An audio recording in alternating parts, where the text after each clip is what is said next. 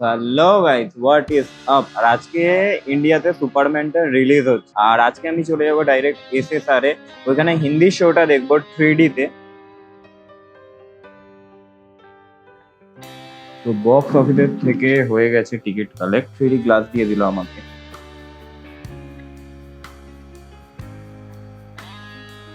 Finally আমি এখন মুভিটা দেখে বেরোলাম।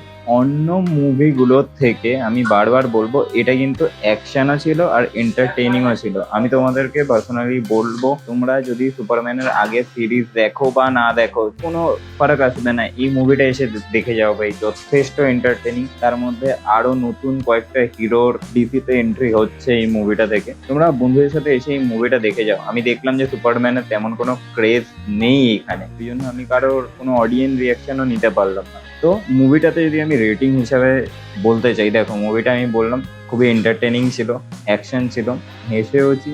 মুভিটাতে রেটিং দিই তাহলে 10-এর মধ্যে এটাকে 9.5 দেওয়া যাবে। 9.5 আউট অফ 10, কারণ খুবই ভালো লেগেছে। আমি আরো অলদো অ্যাকশন ডাইরেকশনের উপর আমি কি বলবো ভাই, ডিসির মুভি এটা। তো দেখা হচ্ছে তোমাদের সাথে খুব তাড়াতাড়ি নেক্সট কোনো শর্টে বা ব্লগে বা কোনো মুভি রিভিউতে।